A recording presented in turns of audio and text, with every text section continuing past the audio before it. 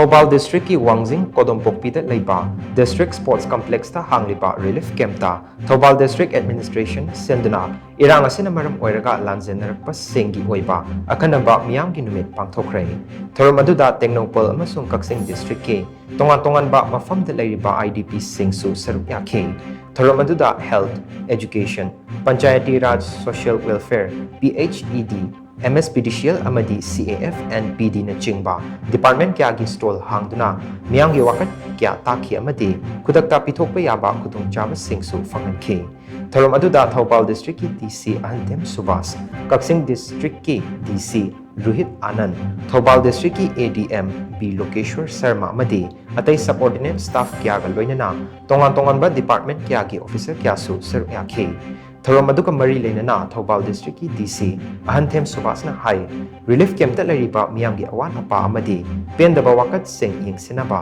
chief minister nong thumam birena pirakpa pokta matung inna Akhannaba miyam gi numit asi pangthokpani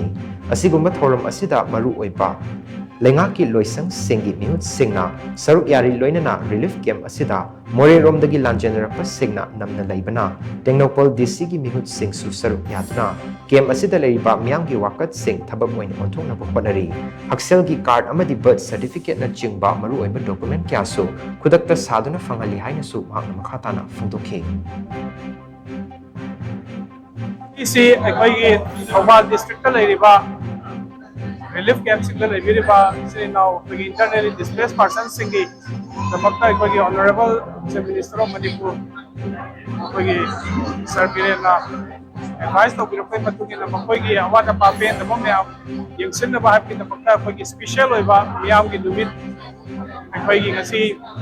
Thoubal Kodompokpi da leiriba akhoi sports complex asida Panthokhre asida akhoi maru oiba department ki representative loina laga leire aduga loina na akhoi gi amna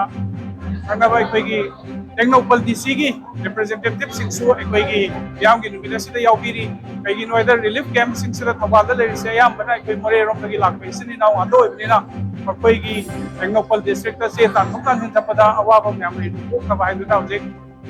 DC Tengnopal da gi joma gi staff khabiraga akhoi yauri